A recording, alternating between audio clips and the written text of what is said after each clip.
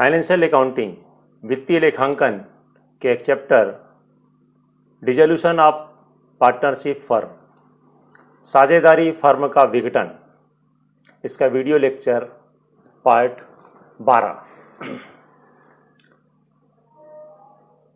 जब हमने पार्ट 1 में इस चैप्टर को अध्ययन में सरलता के दृष्टिकोण से 2 पार्ट में बांटा था, तब हमने बात की थी कि भाग 1 में हम ऐसे साझेदारी फर्म के विघटन का अध्ययन करेंगे जिसमें सभी साझेदार शोधक्षम हो, सक्षम हो, कोई दिवालिया ना हुआ हो। और अध्ययन क्रम के दूसरे पार्ट पर हम ऐसे साझेदारी फर्म के विघटन का अध्ययन करेंगे जिस साझेदारी फर्म में कोई एक साझेदार या एक से अधिक साझेदार या सभी साझेदार इंसॉल्वेंट हो गए हों, दिवालिया हो गए हों। इस कड़ी से हम ऐसे ही अध्ययन के दूसरे क्रम पर बात करते हैं। मैं doctor LN. Verma, faculty of commerce, शहीद राजीव पांडे गवर्नमेंट कॉलेज, भाटागांव, रायपुर, साझेदारी फर्म के विघटन पर जब एक या एक से अधिक या सभी साझेदार दिवालिया होते हैं,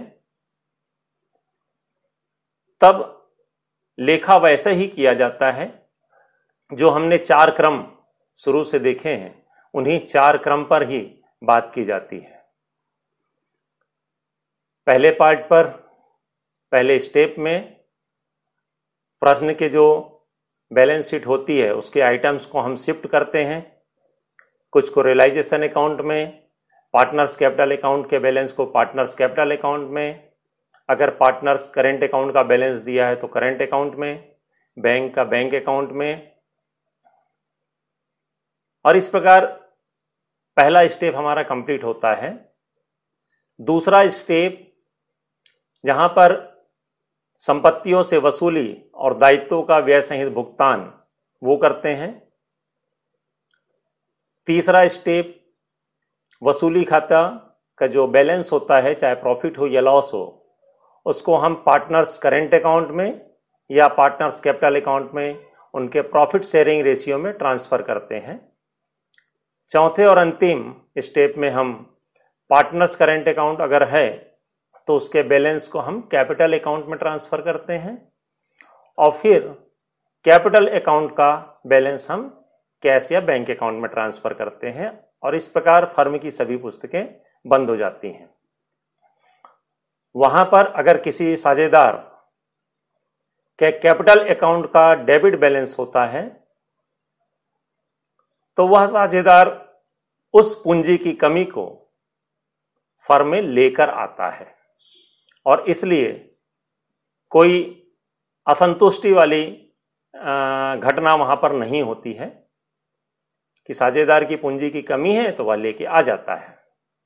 लेकिन इस भाग में जहां पर साझेदारी फर्म का विघटन हो रहा है, किसी एक या एक से अधिक या सभी साझेदारों के दिवालिया होने के कारण, वहां पर यहीं पर थोड़ी सी प्रॉब्लम आती है कि जो साझेदार इंसॉल्वेंट हो रहा है उसकी जो पूंजी की कमी है उसको कौन वहन करेगा। इस संबंध में भारत में भारतीय साझेदारी अधिनियम 1932 की धारा 48 महत्वपूर्ण है। सामान्य रूप से साझेदारी फर्म में साझेदारों के बीच में जो भी टर्म्स कंडीशन होती है वह लिखित संलेख के रूप में उपलब्ध होता है। यदि ऐसा है तो उस संलेख में इस बात का भी जिक्र होता है कि यदि कोई साझेदार दिवालिया हो जाता है तो उसका डेफिसिट ऑफ कैपिटल को, पूंजी की कमी को जो सक्षम साझेदार हैं वो किस अनुपात में वहन करेंगे। यदि साझेदारी संलेख में इस बात का उल्लेख नहीं है तो फिर भारतीय साझेदारी अधिनियम 1932 की धारा 48 ए वहां पर लागू होती है। भारतीय साझेदारी अधिनियम की धारा 48 ये कहती है कि हानियां पूंजी की कमी समेत सबसे पहले फर्म के लाभों से पूरी की जाएंगी, उसके बाद साझेदारों के पूंजी से पूरी की जाएंगी और उसके बाद साझेदारों के व्यक्तिगत दायित्व से भी पूरी की जाएंगी। लेकिन स्पष्ट कुछ नहीं है इसमें। तो यहां पर भारत में दो प्रकार की स्थिति हो सकती है। नंबर एक, साझेदारी संलेख में उल्लेख है दिवालिया साझेदार की पूंजी की कमी को वहन करने के अनुपात का, या साझेदारी फर्म भारतीय साझेदारी अधिनियम 1932 के अंतर्गत पंजीकृत है, रजिस्टर्ड है। और अगर दोनों चीजें नहीं हैं तो फिर व्यवहारिक रूप से जो लागू होता है वो होता है। यद्यपि भारतीय कानून में कहीं भी यह स्पष्ट व्यवस्था नहीं की गई है कि दिवालिया साझेदार की पूंजी की कमी को शोधक्षम सक्षम साझेदार भी वहन करेंगे, लेकिन व्यवहारिक रूप से प्रैक्टिकली ऐसा होता है। तो अगर साझेदारी संलेख में दो ही अनुपात हमको इस पूरे इसमें दिखते हैं, दिवालिया साझेदार की पूंजी की कमी को तो वहन किया जाता है ताकि फर्म की पुस्तकें बंद हो सके, ऐसा व्यवहार में भी होता है। दो स्थिति हो सकती है। नंबर एक कि दिवालिया साझेदार की पूंजी की कमी सक्षम साझेदार या तो पूंजी अनुपात में बांटे या फिर अपने लाभालाभ अनुपात में वहन करें। इसके सिवा तीसरा कोई जरिया नहीं दिखता है जहां पर फर्म की पुस्तकें बंद हो सके। तो यदि प्रश्न में स्पष्ट उल्लेख है कि भारतीय साझेदारी अधिनियम 1932 के नियमों का पालन करना है, तब दिवालिया साझेदार की पूंजी की जो कमी है वह सक्षम साझेदारों द्वारा लाभ हानि अनुपात में वहन करना उचित होता है।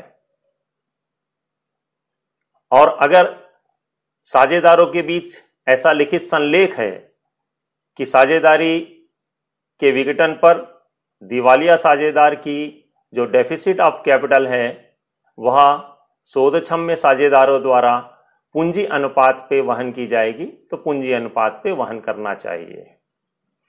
यहां यह भी चीज महत्वपूर्ण है कि यह जो पूंजी अनुपात है यह दो प्रकार का होता है, स्थिर पूंजी और परिवर्तनशील पूंजी।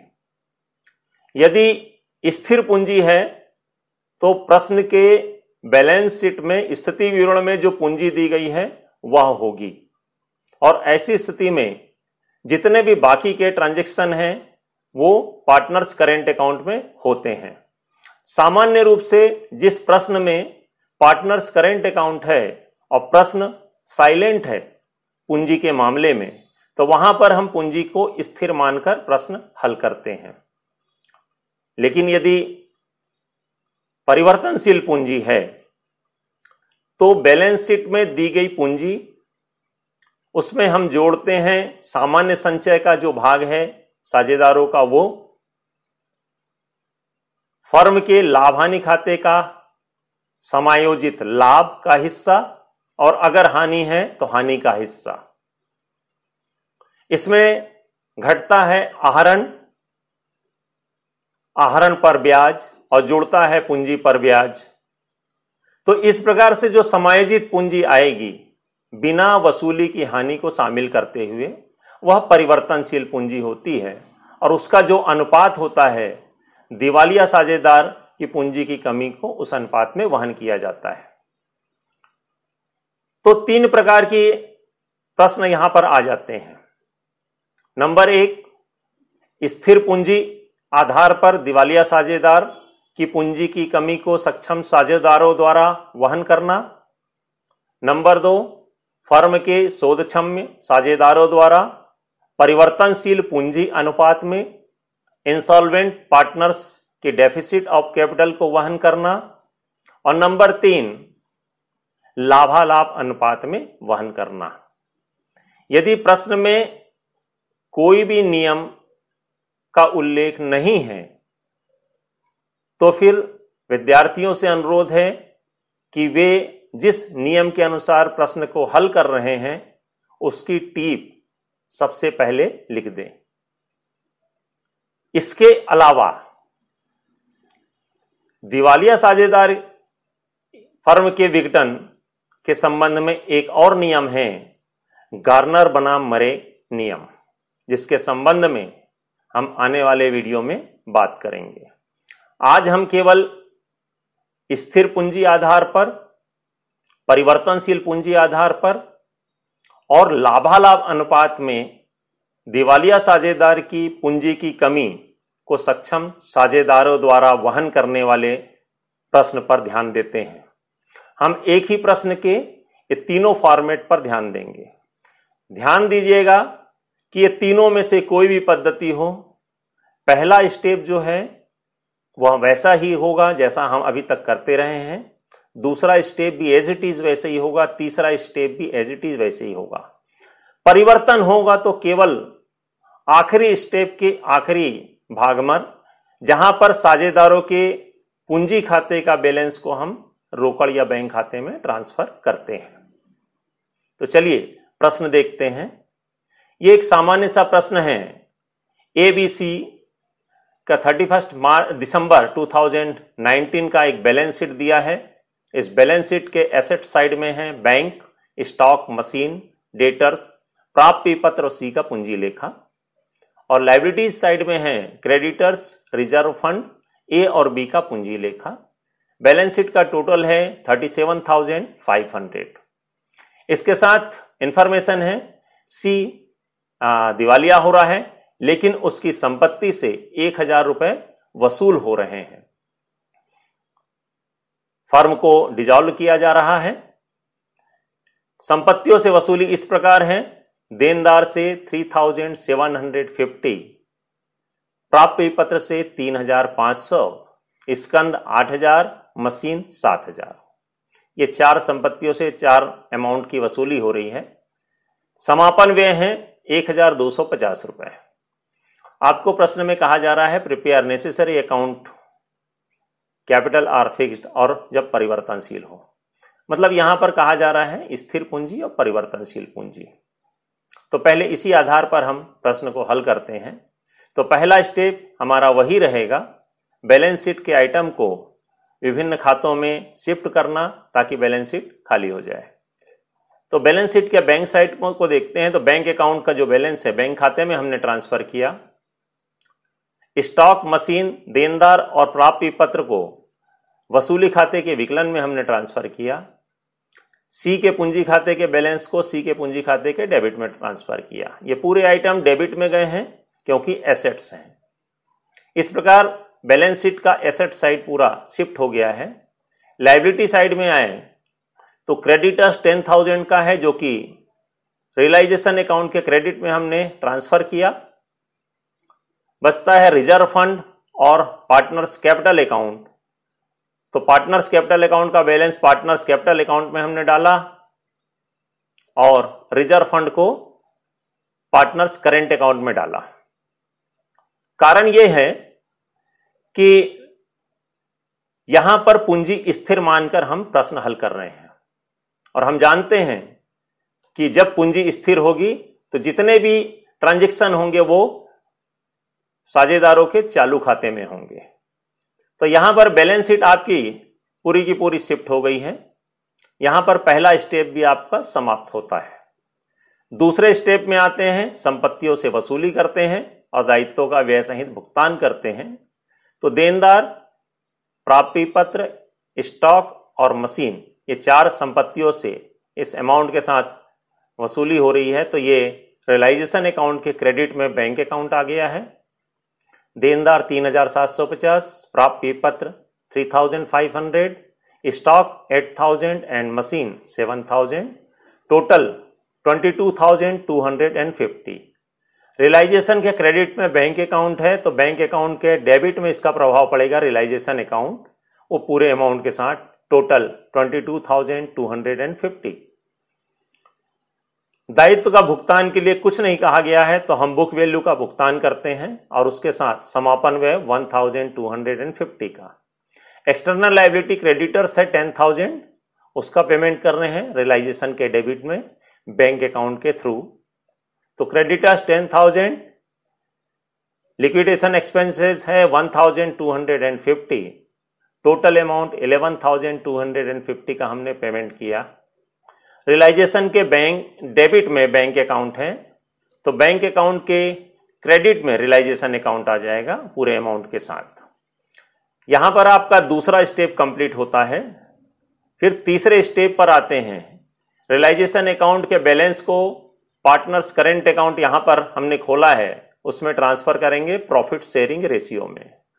तो देखिए रियलाइजेशन अकाउंट को, तो इसका डेबिट का टोटल है 41,250 और क्रेडिट साइड में डेफिसिट कर रहा है 9,000 का, जो कि लॉस ऑन रियलाइजेशन है, वसूली पर हानि है।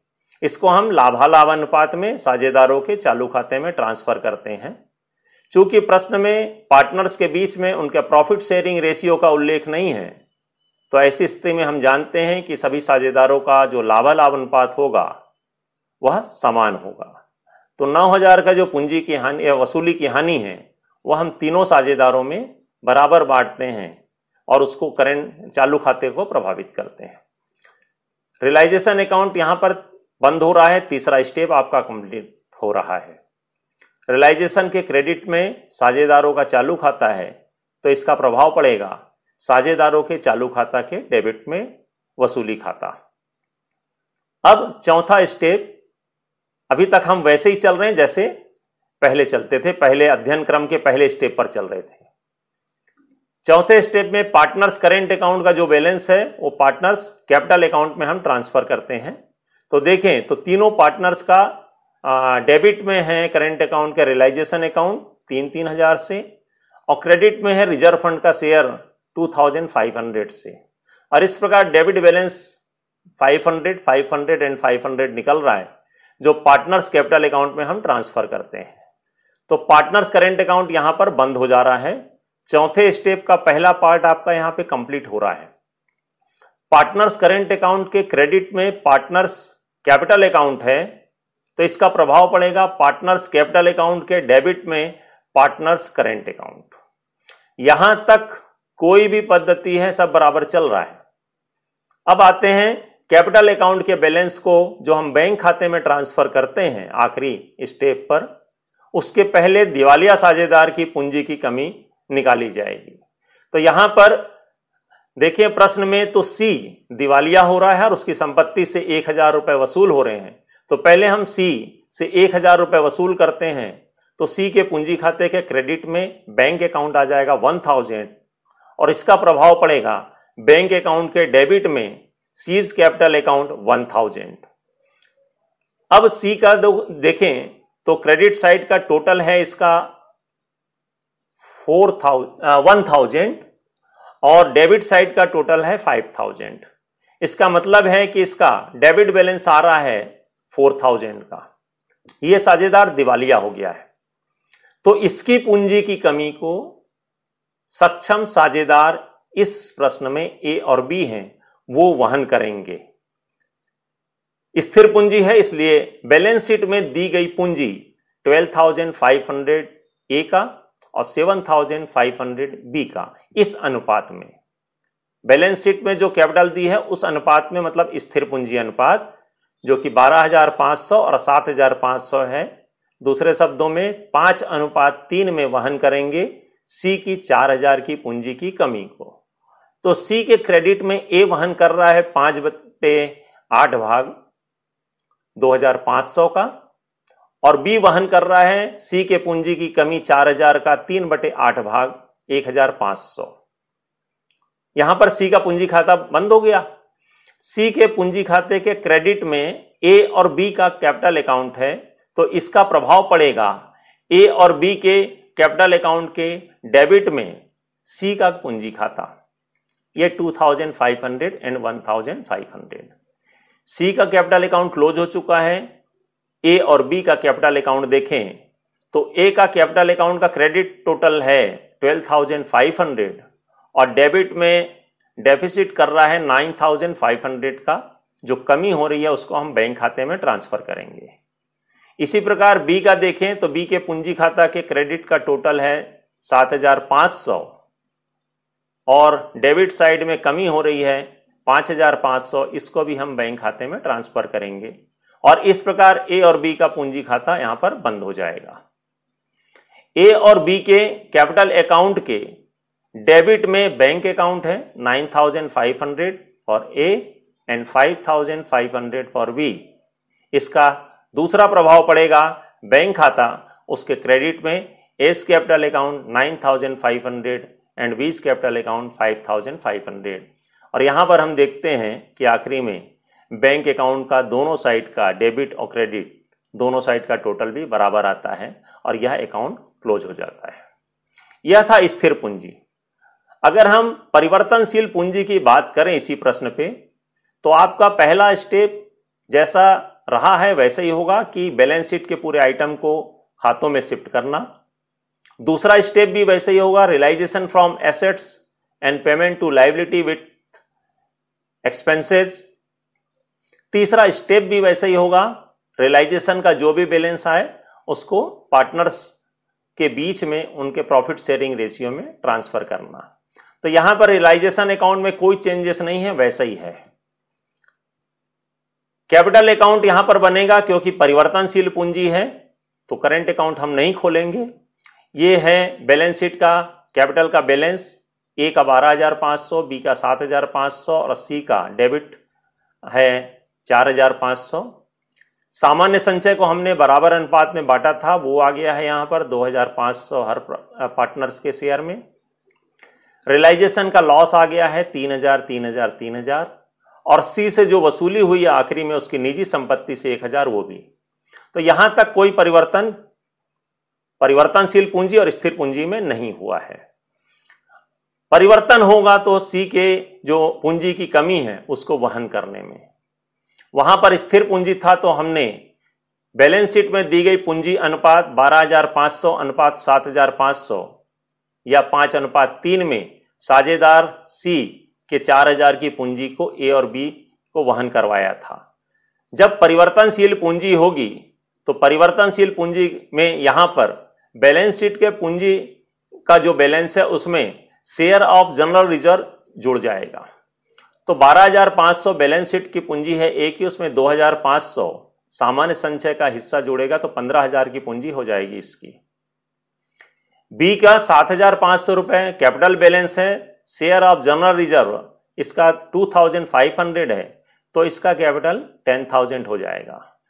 यहां ध्यान रखना है कि लॉस ऑन रियलाइजेशन जो 3,000, 3,000, 3,000 है वो इस कैपिटल में एडजस्ट नहीं करना है। वसूली की हानि को शामिल किए बिना या वसूली के लाभ को शामिल किए बिना ही पूंजी का अनुपात निकालना है परिवर्तनशील पूंजी में। तो यहां पर ए की पूंजी आ रही है परिवर्तित पूंजी 15,000 और बी की परिवर्तित पूंजी आ रही है 10,000, तो इनका रेशियो आता है 3:2। जो सी की पूंजी की कमी 4,000 रुपए है इसको अब ए और बी इसी 3:2 में वहन करेंगे।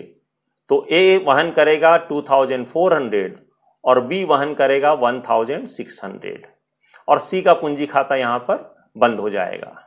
सी के कैपिटल अकाउंट के क्रेडिट में ए और बी का कैपिटल अकाउंट है तो इसका प्रभाव पड़ेगा ए और बी के कैपिटल अकाउंट के डेबिट में सीज कैपिटल अकाउंट अपने अमाउंट के साथ, मतलब ए 2,400 एंड बी 1,600। ये इसी पॉइंट पर ही ये जो साझेदार की ये दिवालिया साझेदार की पूंजी की कमी को वहन करने का जो अनुपात है यहीं पर स्थिर और परिवर्तनशील पूंजी और लाभालाभ अनुपात में अंतर आएगा। बाकी पूरे प्रोसेस पूरी प्रक्रिया एक समान है।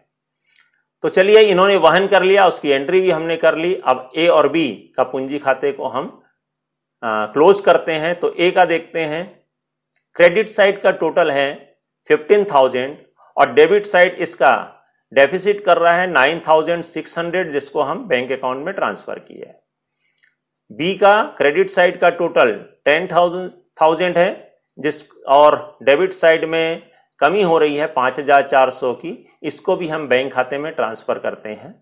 और इस प्रकार ए और बी का पूंजी खाता भी यहां पर बंद हो जाता है। ए और बी के पूंजी खाता के डेबिट में बैंक अकाउंट है, तो इसका प्रभाव पड़ेगा बैंक अकाउंट के क्रेडिट में एस कैपिटल अकाउंट और बीस कैपिटल अकाउंट अपने अमाउंट के साथ। यहां पर हम देखते हैं बैंक अकाउंट का दोनों साइड डेबिट और क्रेडिट का टोटल बराबर है, कोई बैलेंस नहीं है, मतलब अकाउंट क्लोज हो गया है। तो ये स्थिर पूंजी और परिवर्तनशील पूंजी की बात हुई। आपने देखा कि कहां पर मुख्य अंतर आ रहा है। अब हम देखते हैं इसी प्रश्न को भारतीय साझेदारी अधिनियम 1932 की धारा 48 के अनुसार। वहां भी वसूली खाते में आपकी जो 3 प्रक्रियाएं हैं वहां पर कोई अंतर नहीं आ रहा है। वसूली खाता वैसा ही बनेगा जैसा स्थिर पूंजी या परिवर्तनशील पूंजी में बना है। यहां भी पूंजी खाता भी वैसा ही है, बैलेंस ले आए हैं हम, सामान्य संचय को बांट दिया हमने, लाभालाभ जो कि समान है, यहां पर वसूली की हानि आ गई है और सी से 1,000 रुपए वसूल हो गया। यहां तक की पूरी प्रक्रिया एक समान है। फिर प्रश्न वही है कि जो सी की पूंजी की कमी है 4,000 रुपए, उसको ए और बी द्वारा वहन करना। भारतीय साझेदारी अधिनियम 1932 का सेक्शन 48 ये कहता है कि फर्म की हानियां, वसूली की हानि, पूंजी की कमी सहित सबसे पहले लाभों से, फिर साझेदारों की पूंजी से और उसके बाद साझेदारों के व्यक्तिगत उससे वहन कम पूरी की जाएंगी। यद्यपि स्पष्ट व्याख्या कहीं नहीं है, फिर भी परंपरा इसलिए है क्योंकि फर्म में वयस्क साझेदार का जो दायित्व होता है वो असीमित होता है। तो हम सामान्य शब्दों में जो कहा गया है Indian partnership act 1932 under section 48 में, तो हम लाभालाभ अनुपात जो कि समान है उस अनुपात में यहां पर दिवालिया साझेदार सी की 4,000 रुपए की पूंजी की कमी को सक्षम साझेदार ए और बी द्वारा वहन करवाएंगे। तो दोनों का अनुपात यहां पर लाभालाभ अनुपात बराबर है, तो सी की जो डेफिसिट ऑफ कैपिटल 4,000 है उसको ए और बी बराबर वहन करेंगे। ए वहन करेगा 2,000 एंड बी वहन करेगा 2,000 और यहां पर सी का कैपिटल अकाउंट क्लोज हो जाएगा। सी के कैपिटल अकाउंट के क्रेडिट में ए और बी का कैपिटल अकाउंट है, तो इसका प्रभाव पड़ेगा ए और बी के कैपिटल अकाउंट के डेबिट में सीज कैपिटल अकाउंट 2,000 एंड 2,000। फिर हम ए और बी का कैपिटल अकाउंट को क्लोज करेंगे, तो देखें ए का कैपिटल अकाउंट का क्रेडिट टोटल है 15,000 और डेबिट साइड डेफिसिट हो रहा है 10,000 का, जो कि हम बैंक अकाउंट में ट्रांसफर करेंगे। ऐसे ही देखें बी का क्रेडिट टोटल है कैपिटल अकाउंट का 10,000 और डेबिट साइड कमी हो रही है 5,000 की, इसको भी हम बैंक खाते में ट्रांसफर कर रहे हैं और इस प्रकार ए और बी का पूंजी खाता भी यहां पर बंद हो रहा है।